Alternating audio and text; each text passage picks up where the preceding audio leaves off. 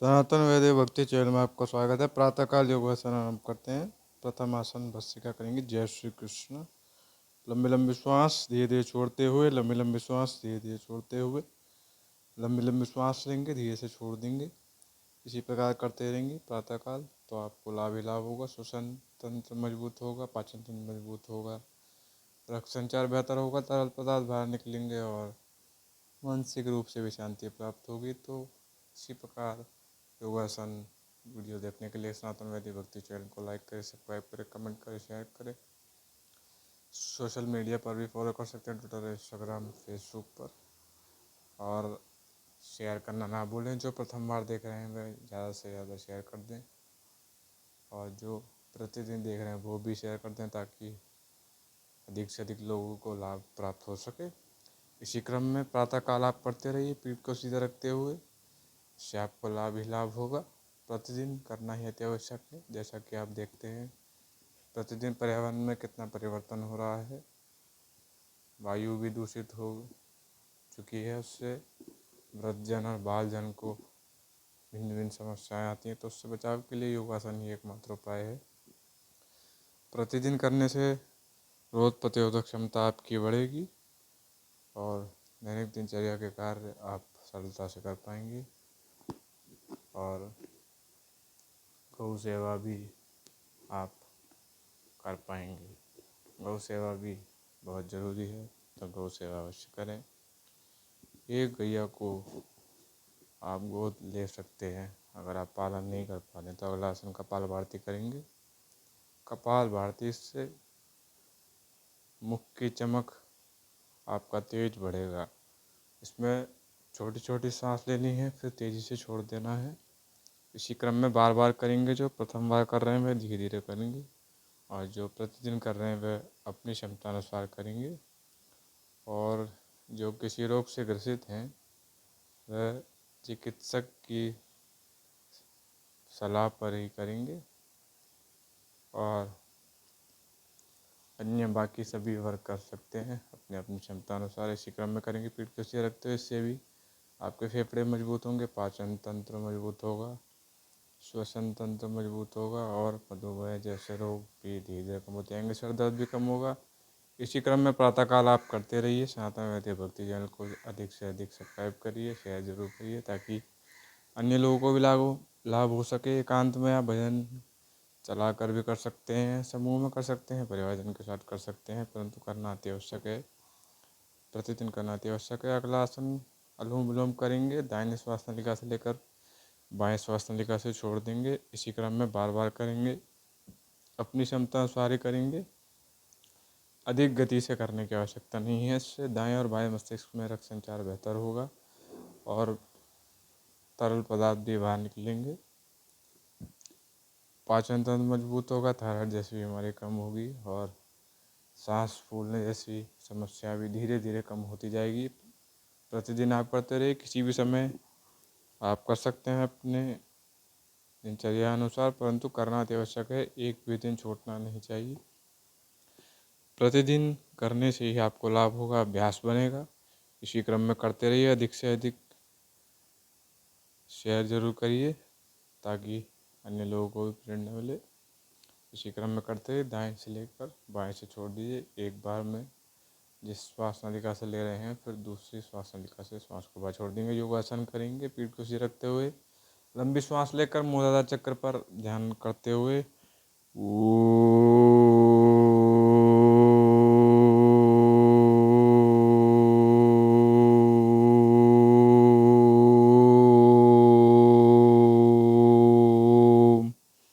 ओम की ध्वनि का उच्चारण करते हुए इसी क्रम में पीठ को सीधा रखते हुए करते रहेंगे। इससे आपकी एकाग्रता भी बढ़ेगी, धीरे धीरे ध्यान लगने लगेगा। ध्यान भटकेगा, परंतु बार बार आपको केंद्र बिंदु पर ध्यान लगाए रखना है। पीठ को सीधे रखते हुए सभी अन्य विचारों को त्यागते हुए केवल ध्यान केंद्र बिंदु पर ही रखें, मूलाधार चक्र पर। प्रतिदिन करते जाएंगे तो क्षमता आपकी बढ़ती जाएगी। योगासन करते समय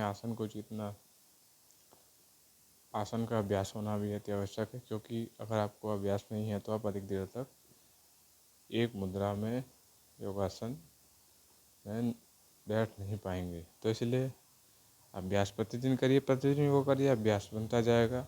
जैसे जैसे आप करते जाएंगे तो अभ्यास आपका बनता जाएगा। इसी क्रम में करते रहिए, शांत चित्त से करते जाइए। जैसा कि भगवान श्री कृष्ण गीता में अर्जुन से कह रहे हैं कि मन को भस्म करने के 2 उपाय हैं, ज्ञान से और वैराग्य से। ज्ञान से आप ये समझिए कि ये जो शरीर है ये बाहरी ढांचा है, जिसे स्थूल शरीर कहते हैं, और जो भीतरी शरीर है आत्म रूप में वो सूक्ष्म है। और पंच तत्व लीन हो जाने के पश्चात कारण शरीर मिलता है। और वैराग्य का भाव इस प्रकार के, जो ये संसार है ये परिवर्तनशील है, परमात्मा सदा सर्वदा एक समान रहते हैं, बाकी सारी चीज़ें परिवर्तित होती रहती हैं। तो इसी भाव का ध्यान करते हुए आप योगासन करेंगे और जीवन में भी आप यही भाव बना कर रखेंगे तो आपको बहुत लाभ होगा। आप सुख दुख से ऊपर आप उठ पाएंगे, अन्यथा आप सुख और दुख में ही अटके रहेंगे। तो इसलिए पीठ को सीधे रखते हुए बीच बीच में ओम ओम की ध्वनि का उच्चारण करते रहिए। धीरे धीरे आपकी अवधि भी बढ़ती जाएगी। और अधिक अवधि में इस प्रकार वीडियो देखने के लिए कमेंट बॉक्स में कमेंट करके आप बता सकते हैं, और अन्य सुझाव के लिए भी आप कमेंट बॉक्स में कमेंट कर सकते हैं। इसी क्रम में करते जाएंगे, जैसे जैसे करते जाएंगे अभ्यास आपका बनता जाएगा।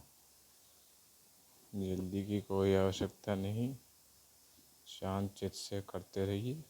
इसी क्रम में जैसा कि हमारे ऋषि मुनियों ने भी और पतंजलि महर्षि ने भी अपने योग ग्रंथ में बताया है कि योग किस प्रकार हमारे लिए लाभकारी है, तो उसका लाभ हमें अवश्य लेना चाहिए। प्रतिदिन योगासन करिए। भिन्न भिन्न योगासन है भिन्न भिन्न रोग के लिए। सनातन वैदिक भक्ति चैनल में आप उसी प्रकार भिन्न भिन्न आसन देखेंगे। जैसे जैसे प्रतिदिन वीडियो अपलोड होती जाएगी आसन बढ़ते जाएंगे। हाथों को घिसते हुए गर्म न हो जब तक आँखों पर रखेंगे, आँखों की ज्योति इससे बढ़ेगी। 15 से 30 सेकंड रखेंगे, उसके बाद कानों पर रख देंगे। धीरे से ढकना है, केवल दबाना नहीं है। प्रत्येक वीडियो में यही बताया जा रहा है आप सभी को। तो कानों पर रखते हुए गर्दन को दाईं और बाईं ओर घुमाएंगे। धीरे धीरे इससे गले की नस नाड़ियाँ मजबूत होंगी। एक अवस्था में रहने के कारण दर्द और अकड़न आ जाती है, वह धीरे धीरे कम होती जाएगी। दोनों तरफ घुमाएंगे धीरे धीरे, दाईं और बाईं ओर, फिर आगे और पीछे धीरे धीरे घुमाते जाएंगे मध्यम गति से। अधिक जोर लगाने की आवश्यकता नहीं है। जितनी देर आप कर पा रहे हैं उतनी देर ही करेंगे। उसके बाद कंधे घुमाएंगे आगे की ओर धीरे धीरे, फिर पीछे की ओर। इससे कंधे की नस नाड़ियाँ खुलेंगी, रक्त संचार बेहतर होगा और एक अवस्था में रहने के कारण अकड़न दर्द हो जाता है वह भी धीरे धीरे कम होता जाएगा। लोगों को प्रणाम करके पैरों को सीधा करते हुए हाथों को आगे करते हुए कलाइयाँ घुमाएंगे और पंजों को ऊपर नीचे करेंगे। कलाइयाँ घुमाने से कलाई इत्यादि में जो दर्द हो जाता है वह कम होता जाएगा, और एड़ी पंजे ऊपर नीचे करने से पीठ इत्यादि का दर्द धीरे धीरे कम होता जाएगा। इसी प्रकार करते जाएंगे। हाथों से पंजों को छुएंगे। शरीर में लचीलापन भी अति आवश्यक है। लचीलापन होना आवश्यक है कुछ कार्य को करने के लिए। तो इसी प्रकार अभ्यास आप करते जाएंगे, अभ्यास बनते जाएगा। उसके बाद पीठ केवल लेटते हुए पवन मुक्तान आसन करेंगे। इससे भी आपको बहुत लाभ होगा। पैरों को जोड़ते हुए उठाकर हवा में हाथों तक लाते हुए, हाथों को पैरों पर के ऊपर रखते हुए छाती तक लाते हुए नासिका को घुटने पर छुएंगे। और इसी अवस्था में कुछ 10 से 20 सेकंड रोकेंगे। जितनी देर रोक पा रहे उतनी देर ही रोकेंगे अपनी क्षमता अनुसार।